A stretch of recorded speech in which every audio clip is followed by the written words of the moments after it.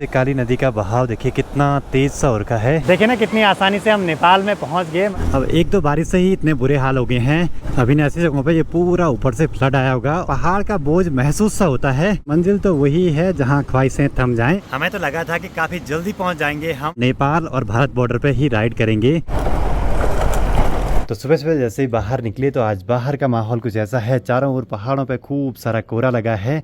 Monsoon तो अब बस आ ही गया उत्तराखंड में, लेकिन ये ठीक सामने का जो पहाड़ है वो नेपाल में पड़ता है और नदी के इस साइड ये भारत का एरिया है। बाकी अभी तैयारी हो चुकी है आज के आगे के सफर पे निकलने की। तो सबसे पहले आप सभी को मेरा प्यार भरा नमस्कार। मेरा नाम है आलोक राणा और स्वागत है आप सभी का देवभूमि उत्तराखंड के पिथौरागढ़ जिले के बूदी जगह से। बाकी पिछले 2 दिनों से हम यहाँ कैलाश होम स्टे में रुके थे, जो कि यहाँ बूदी में है।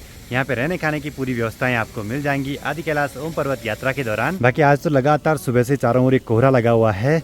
शायद अब जो यात्री ऊपर को जाएंगे उनको अच्छे से दर्शन नहीं होंगे। मतलब कि हम बिल्कुल सही टाइम पे आदि कैलाश ओम पर्वत की यात्रा करके वापसी आए हैं। ओम पर्वत के दर्शन तो नहीं हो पाए, लेकिन वो एक बहाना है बस अगली बार दोबारा से इस पूरी घाटी में आने का। पूरी घाटी को यहाँ ब्यास घाटी के नाम से जानते हैं। बाकी कल बहुत ज्यादा ऑफ रोडिंग करी हमने इन दोनों बाइक से, और यहाँ पे ना मेरी बाइक का जो इंडिकेटर है वो टूट गया था रास्ते में, पता नहीं कैसे, पता ही नहीं चला। तो इसको भी चिपकाते हैं। चलो जी, जुगाड़ करके चिपका तो दिया है इंडिकेटर को। तो चले जी, सामान वगैरह सारा कुछ बांध दिया है बाइक पे। बाकी अब सबसे बड़ी दिक्कत इस घाटी में कि धारचूला से ऊपर कोई भी पेट्रोल पंप नहीं है, तो वहाँ पे फ्यूल फुल करवा के ही आगे को बढ़े। मुकुल भाई की बाइक में हमने कल भी पेट्रोल डाला था और आज भी डालेंगे थोड़ा बहुत, जिससे कि यहाँ धारचूला तक पहुँच जाए। कल इतनी ज्यादा ऑफरोडिंग करेगी इस हाथ पे, यहाँ पे पूरी सूजन आ रखी है इस जगह पे, क्योंकि बाइक से ना पूरे झटके हाथों पे आ रहे थे। तो चले जी, करते हैं आज के इस खूबसूरत से सफर की शुरुआत बूदी से पिथौरागढ़ के लिए। बाकी अब पहाड़ों में मानसून आने लगा है, तो खूब सारे बादल कोहरा ये पहाड़ों में हर समय लगा रहता है, और ये छोटे छोटे से वाटरफॉल देखिए हर जगह पे दिखाई देंगे। पर ये बाइक पता नहीं यहाँ पे किसकी गिरी, खैर शायद पुरानी बाइक लग रही है। अब तो यहाँ ये पूरी सड़कें बन चुकी हैं, लेकिन पुराना जो पैदल रास्ता है ठीक सामने वाली पहाड़ी पे कैलाश मानसरोवर यात्रा का। देखते हैं आज का सफर हमारा कैसा रहता है, क्योंकि कल रात 3-4 घंटे लगातार तेज बारिश हुई है। आगे रास्ते में कहीं पे दिक्कत भी हो सकती है लैंडस्लाइड वगैरह से। बाकी कल की ऑफ रोडिंग और ट्रेवल करके ना पूरी हालत खराब हो गई थी। हाथ पे भी दर्द हो रहा था, सूजन सी आ रखी थी, और पूरी बॉडी में पेन होके रात को भयंकर वाला बुखार आया। हम इतने सही टाइम पे इस पूरी घाटी में आए हैं जब मानसून बस स्टार्ट हो ही गया है। बाकी हम यहाँ से पूरा चलेंगे अभी काली नदी के साथ साथ आगे की दिशा में। इन ऐसी जगहों पे देखिए ऊपर से लगातार लैंडस्लाइड वगैरह हो जाते हैं। अब मानसून में तो ये पूरी चीज़ें तो यहाँ बढ़ती रहती हैं, क्योंकि जो पहाड़ है वो नए नए कटे हैं, तो जब तक ये स्टेबल नहीं हो जाते तब तक टूटते रहेंगे। देखिए ट्रक से बड़े बड़े साइज के तो यहाँ पत्थर आ रखे हैं लैंडस्लाइड में ऊपर पहाड़ों से। बारिश की वजह से तो पूरी रोड की कंडीशन खराब हो रखी है यहाँ। ये बड़ा खतरनाक सा पैच है ऊपर चढ़ते हुए। बाकी यहाँ से नीचे काली नदी का बहाव देखिए कितना तेज सा हो रखा है। कल रात की तेज बारिश से ही यहाँ रोड के इतने बुरे हाल हो गए हैं। सोचे अभी तो मानसून की शुरुआत है, पता नहीं क्या क्या हाल होने वाले हैं।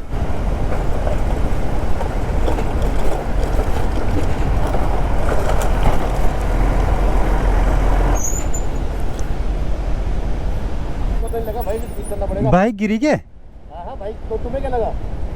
मुझे लगा खाली वो ऐसे वो हुआ। यहाँ तो नहीं लगे ना। अभी ये तो पहला पैच है, पता नहीं आगे कहाँ कहाँ पे टूटा होगा। और कल बारिश काफ़ी तेज़ लगी है, तो सड़क की कंडीशन तो अच्छी है, लेकिन ऊपर से छोटे छोटे बहुत सारे पत्थर गिरे हुए हैं। पीछे मेरी बाइक बाल बाल बची उस जगह पे गिरते हुए, क्योंकि गोल गोल से बड़े बड़े पत्थर थे ना, तो मैं टायर फिसलते जा रहे थे।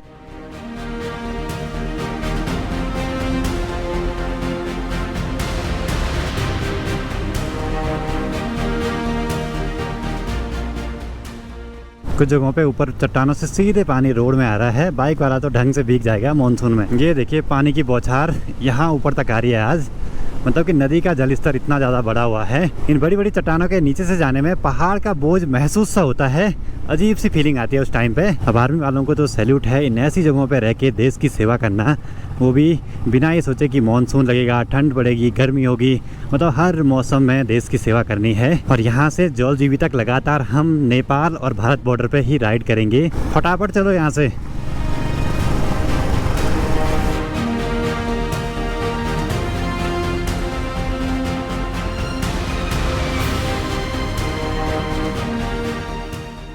अब एक दो बारिश से ही इतने बुरे हाल हो गए हैं, पर यहाँ दिक्कत ये है ना, इतनी ऊंची ऊंची चट्टानों को काट के रोड बनाई गई है, और जब तक ये पहाड़ पूरे स्टेबल नहीं हो जाते ना, तब तक ये टूटते रहेंगे हर मानसून में।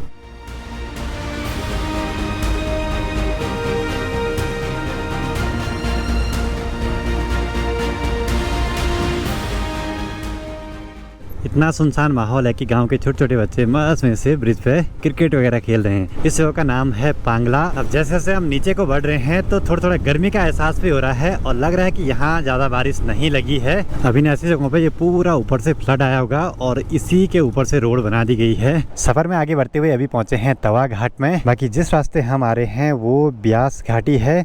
यहाँ से एक रास्ता ऊपर के लिए भी जाता है, वो दारमा वैली और चौदास घाटी के लिए, और हमको इस रूट पे आगे को बढ़ते रहना है लगातार। अभी अब जो खतरनाक सड़कें थी वो पीछे छूट चुकी हैं, तो रास्ते काफ़ी अच्छे हैं, तो स्पीड काफ़ी अच्छे से मेंटेन हो रही है। अब मानसून में तो इस वैली में आना मतलब कि बहुत बड़ा रिस्क है भाई। हम यहाँ पे थोड़ा सा वेट कर रहे हैं। आगे बोला ब्लास्टिंग अभी अभी हुई है, तो फिर वहाँ पे शायद रोड अभी ब्लॉक होगी। देखते हैं थोड़ी देर में जाके वहाँ पे क्या हाल है। और अगली बार जब आएंगे तो इस वाले रूट पे भी इधर को जाएंगे पांचचली पीक्स के दर्शन करने के लिए। बाय। हेलो, कैसे हो? चलो जी, यहाँ तवा घाट में रुक के चाय कॉफ़ी वगैरह पी अब निकल पड़ते हैं आगे के सफ़र पे। आगे लग गया लंबा सा जाम, क्योंकि वहाँ पे शायद लैंडस्लाइड हुआ है या रोड चौड़ी करने का काम चल रहा होगा। हमें तो लगा था कि काफ़ी जल्दी पहुँच जाएंगे हम धारचूला या पिथौरागढ़ तक, लेकिन अब ऐसे जाम में रुकना पड़ेगा। बाकी पास में बह रही है काली नदी और दूसरी साइड की पहाड़ियाँ हैं नेपाल की।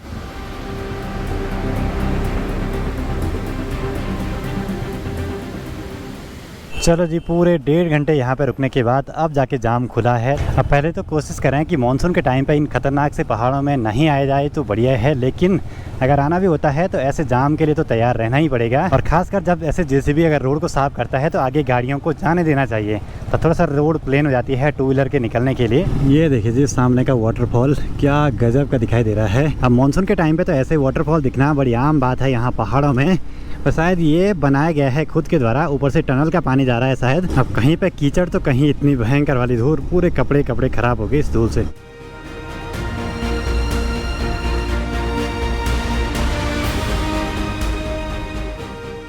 अब लंच के टाइम तक धारचूला पहुंच चुके हैं। थोड़ा सा चलते हैं आगे मार्केट देखने के लिए। अब आगे जिस घाटी में हम गए थे वहाँ के लोगों की मेन मार्केट यही है धारचूला। दिन के 2:30 बजे पहुंच चुके हैं धारचूला में। यहाँ पे बाइक को पार्क कर लिया है। सोच रहे हैं कि यहाँ से लंच करने के लिए नेपाल चले जाते हैं। ये इंडिया का हिस्सा है और नदी के पार सीधे वो नेपाल है। पास में ये ब्रिज क्रॉस करने के बाद हम पहुँच जाएंगे नेपाल में। मतलब कि इस वाली ट्रिप में हम सस्ते में ही भारत से नेपाल में पहुँच जाएंगे।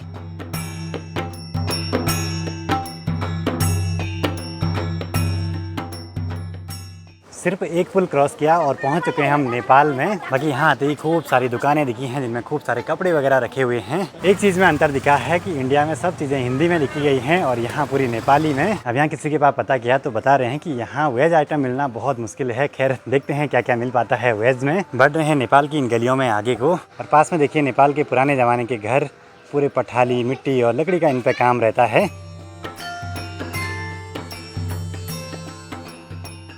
तो ये है जी नेपाल का 100 रुपया, तो कुछ ऐसा बना रहता है। शायद ये माउंट एवरेस्ट है ये वाला बना हुआ, और पीछे से राइनो बने हुए हैं। तो यहाँ नेपाल में आए हैं बस आज का लंच वगैरह करने के लिए। देखते हैं, थोड़ा सा रुकते हैं यहाँ पे, रिलैक्स होते हैं, फिर उसके बाद निकल पड़ेंगे आगे के सफ़र पे। एक चीज़ तो यहाँ आम है, जैसे हमने पिछली बार नेपाल यात्रा पे देखा था कि मतलब हर शॉप पे वाइन वगैरह नॉर्मली मिलेंगे, जैसे हमारे यहाँ कोल्ड ड्रिंक वगैरह मिलती हैं। तो वेज में यहाँ ज़्यादा ऑप्शंस तो नहीं है, ज़्यादातर चिकन और ये सब चीज़ें हैं। तो यहाँ पे मैंने मंगवाया है वेज फ्राइड राइस। चलो जी, नेपाल में आके यहाँ पे लंच वगैरह भी कर दिया है। कितना आसान है ना भारत से नेपाल में आना, वो भी यहाँ बॉर्डर के एरिया पे। मतलब सिर्फ आधार कार्ड वहाँ पे दिखाया, नाम पता वहाँ पे नोट करवाया और इंटर कर गए नेपाल में। इंडिया में हम धारचूला बोलते हैं और यहाँ दारचूला बोलते हैं।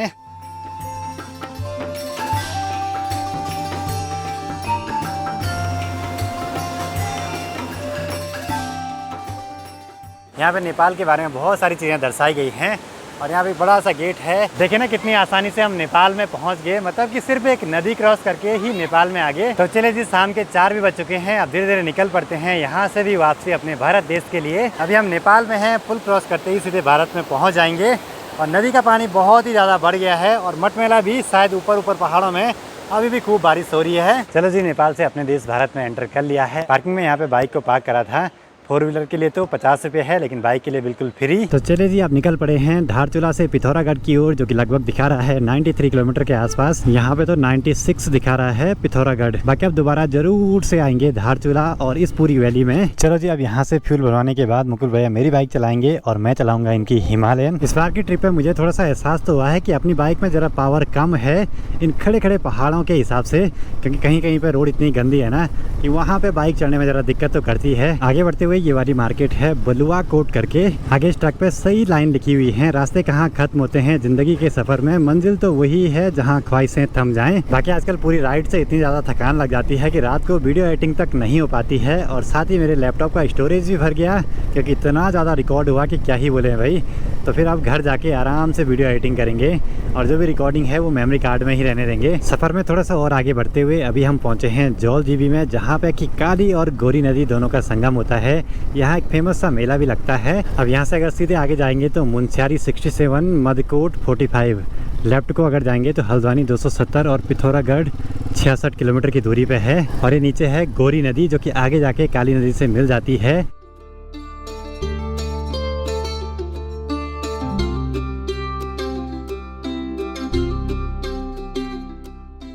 चलो जी, सफ़र में आगे बढ़ते हुए अभी पहुँचे हैं अस्कोट में। बाकी यहाँ से अगर ऊपर को जाते हैं तो फिर अस्कोट के लिए, और नीचे वाले रास्ते से हम आ रहे हैं आगे को बढ़ते हुए। आज तो बाइक चलाने का बिल्कुल भी मन नहीं कर रहा है, बहुत थकान सी लग रही है क्योंकि कल बहुत ज़्यादा ऑफरोडिंग करी है ना, पूरी बॉडी में पेन, बुखार वगैरह ये सब चीज़ें हो जा रही हैं। कभी अगर इस वैली में आगे को आना हुआ तो यहाँ से अस्कोट भी जरूर से जाएंगे। और पिथौरागढ़ मात्र यहाँ से 50 किलोमीटर की दूरी पे है अभी। बाकी अभी बाइक के टायर देखे ना, फुल यूज हो रहे हैं इस वाले रूट पे। देखिए यहाँ तक जो ग्रिप है ना पूरी रोड पे टच हो रही है।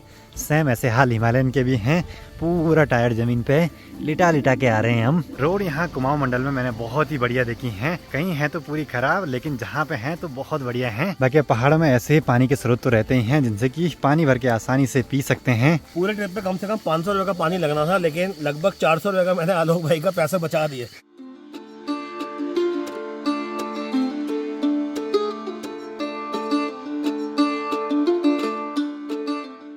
ठीक सामने एक चोटी दिखाई दे रही है, बड़ी गजब की, बहुत नुकीली सी। चलो जी, थोड़ा और आगे बढ़े तो पूरी हिमालय रेंज दिखाई देने लगी है। अगर सर्दियों में इस वाले रूट पे आएंगे तो सामने की बर्फीली चोटियां और भी सुंदर दिखाई देंगी। अब जैसे जैसे पहाड़ों की ओर ऊपर बढ़ रहे हैं तो ठंडा बढ़ रहा है और नीचे घाटियों में काफी गर्मी महसूस हो रही है। बाकी अच्छी बात यह कि आजकल सनसेट काफी लेट से होता है तो दिन भर में हम काफी राइड कर सकते हैं। अब यहाँ से मात्र 22 किलोमीटर की दूरी पे है पिथौरागढ़। इस खूबसूरत सी लोकेशन पे रुके हुए हैं। अब पीछे हिमालय की ऐसी चोटियां दिखाई दे रही हो, नीचे ये प्यारे प्यारे से खेत गोलाई के आकार में और सनसेट के टाइम का माहौल हो। बाकी अभी खास बात है, मुकुल भाई इस बार ट्रिप पे तो आए हैं पर वीडियो नहीं बना रहे हैं, उसका रीजन क्या है?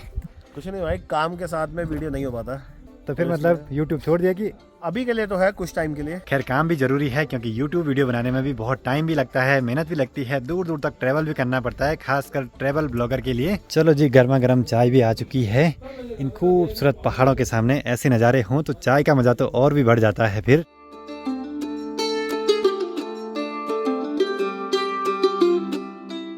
अब आधे घंटे से ऊपर हो गया, इन ऐसे खूबसूरत नज़ारों को यहाँ से छोड़ने का तो मन नहीं कर रहा है। तो चलिए जी, धीरे धीरे निकल पड़ते हैं आगे के सफ़र पे। लगभग 25 किलोमीटर का और सफ़र बाकी रह गया है। नेचर की इस खूबसूरती को शब्दों में बयां करना बहुत मुश्किल है, मतलब कि कितने टाइप के रंग हैं नेचर के पास, और उन सभी रंगों को एक ऐसे आकार में ढालना जो कि हमारे आँखों को इतने सुंदर से लगते हैं। मतलब कि ये दृश्य ऐसे लग रहा है कि कभी ख़त्म ना हो, मस्त चलता रहे ऐसे ही।